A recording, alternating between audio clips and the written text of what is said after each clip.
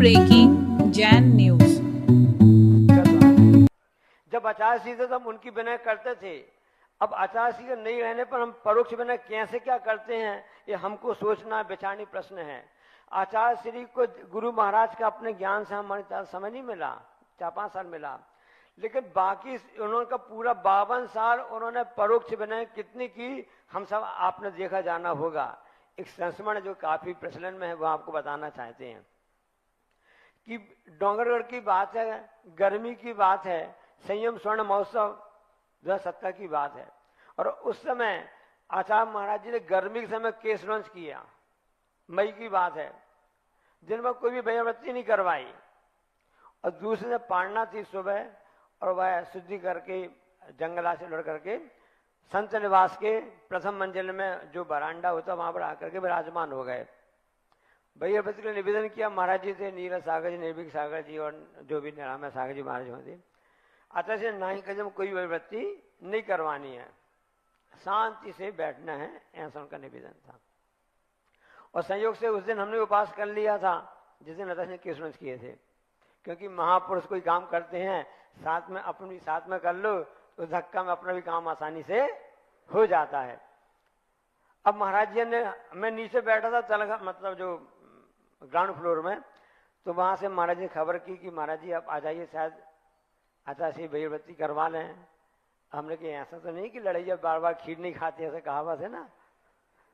हमने कहा भाई आज हमें पाड़ना है, आचार्य श्री मान लो व्रती नहीं करवाई और फिर अपना मन थोड़ा खट्टा हो जाएगा, गर्मी की पाड़ना तो पाड़ना ही कहलाती है। हमने नहीं कर दिया, तब भी महाराज जी ने बार बार निवेदन किया ऊपर से, तो हमने चलो चल के प्रयास करते हैं, बनिया आदमी अपन प्रयास करने में क्या दिक्कत आती है। यदि गुरु ने व्रती सेवा करने का मौका हमको प्राप्त हो गया तो हमें कर्म की निद्रा हो जाएगी और गुरु भक्ति चरणों में हम अपना समर्पण भी हो जाएगा। इसी भावना से हम सीढ़ियों से चलते जा रहे थे, चढ़ते जा रहे थे। अब क्या किया जावे, बड़े बाबा को स्मरण किया, बहुत जादू है बड़े बाबा में, कुंडपुर के, हमारा व्रत यहीं पर हुआ था आजीवन, आपको बता दे रहे हैं। हमने कोई ऐसी कोई स्कीम दिमाग में आ जाए बड़े बाबा कि छोटे बाबा मान जाएं। हमने गुरु जी के चरणों में पहुंचे, आचार्य श्री घी है, अच्छा है, सब कुछ है, बढ़िया ताजा है, व्रती करना चाहते हैं। आचार्य श्री ने नहीं कर दिया। हमने कहा कि अब बड़े बाबा का नाम लिया था, वो काम तो करेंगे, क्यों नहीं करेंगे। आस्था श्रद्धा होना चाहिए, आस्था श्रद्धा होगी आपके सामने, आपके मन में, तो बड़े बाबा, छोटे बाबा, बाजू वाले बाबा सभी काम करेंगे। और उस समय हमने कहा आचार्य श्री, हमको स्वप्न में आचार्य ज्ञान साहब महाराज जी आए थे। महाराज जी स्वप्न में आचार्य ज्ञान साहब महाराज जी हमको आए। हमने ज्ञान साहब महाराज जी से निवेदन किया, आज आचार्य श्री की पाड़ना है, गर्मी की पाड़ना, केसनोज का मामला है, ऐसी पाड़ना में कैसी सामग्री की व्यवस्था की जावे कि आचार्य श्री की पाड़ना अच्छे से हो जावे।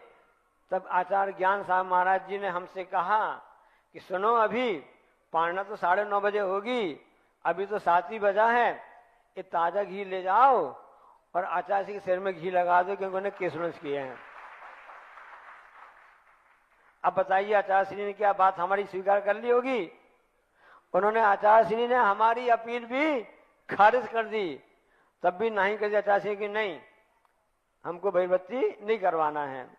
अब मैंने कहा बड़े बाबा इज्जत का सवाल है, अपने प्रस्ताव तो रख दिया गुरु चरणों में, पारित नहीं हो रहा, क्या किया जावे।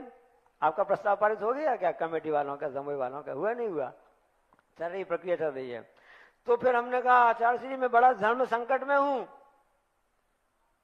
जानते धर्म संकट क्या कहलाता है, जब घर में दादी माँ और मम्मी की बीच कुछ खटपट हो जाती है और बीच में पापा जी जब किसके तरफ बोले, एक अलग धर्म संकट। मैंने कहा गुरुजी से, आचार्य श्री कहा कि आचार्य श्री मैं बड़े धर्म संकट में हूं। एक तरफ आचार्य ज्ञान सागर महाराज जी कह रहे हैं कि आप एक घी लगा करके आओ, और एक तरफ आप विराजमान हैं, आप कह रहे हैं कि नहीं लगाना है। अब मैं बड़े धर्म संकट में हूं, मैं आचार्य ज्ञान सागर महाराज जी की बात मानूं कि आपकी बात मानूं। तब आचार्य श्री ने कितनी अच्छी बात कही। आचार्य महाराज ने कहा ठीक है, उन्हीं की बात मान लो। और हमको आचार्य श्री की व्रती करने का सौभाग्य मिला। आचार्य श्री जानते थे कि बालक कैसा बोल रहा, क्या लपेट रहा है, ये तो भगवान जाने, अंदर की बात है। लेकिन हम ये बताना चाहते हैं कि उस समय भी आचार्य महाराज जी ने ज्ञान सागर महाराज जी को सामने रखा, उन्हीं की बात मान लो। एक कहलाता परोक्ष बने गुरु के प्रति। हम विचार करें कि हम अपने गुरु आज नहीं है, तो उनके सिद्धांत हैं, उनके वचन हैं, उनके संस्कार हैं, उनके हाइको हैं। महाराज जी ने बताया ना कि उनकी हाइको है, इसलिए पिछले वर्ष जब हाइको की प्रतियोगिता करवाई, ऐसे नहीं कर दिया। ये क्या प्रतियोगिता होती है? ये नहीं, ये तो सोनी चिड़िया लोडेर अंग्रेज है, हिंदी माध्यम का ब्रह्मजान है, इनकी करवाओ। जो अन्य की, मेरी क्या करवा? लोग क्या सोचेंगे कि मेरी प्रतियोगिता करवा रहे, मेरी रचना की है। कितनी ऊंची दृष्टि आचार्य श्री की है।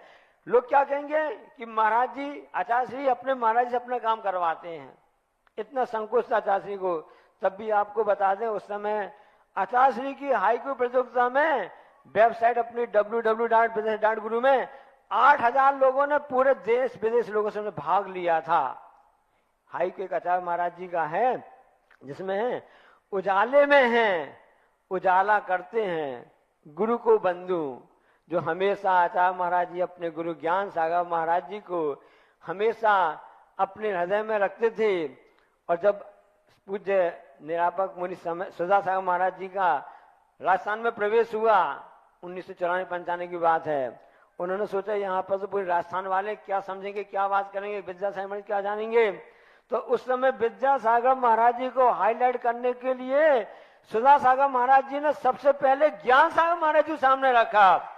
और वहां पर ज्ञान सागर महाराज जी की, जिनके उनके जो महाकाव्य थे, उन सबके लिए संगोष्ठियां करवाई, लोगों को बताया कि हमारे गुरु विद्यासागर महाराज जी के गुरु ज्ञान सागर महाराज जी कैसे क्या थे, जिनकी रचनाएं अद्भुत थी, जिनके उन्होंने चेतन कृति विद्यासागर को रचा तो रचा, उनकी अचेतन कृति, उनके जो काव्य बड़े महाकाव्य हैं, जयोदय सुदर्शन वगैरह ऐसे अद्भुत हैं।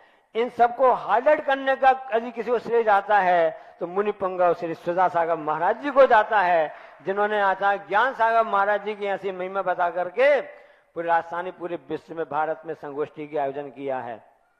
तो हम विचार करें कि आचार्य महाराज जी प्रत्यक्ष में नहीं है, हम परोक्ष में हमेशा उनके सिद्धांतों को, उनकी बातों को स्मरण करते हुए उनके प्रति हमेशा ऐसे परोक्ष बने रखते रहें, ताकि हमें कर्म की निजरा होती रहे।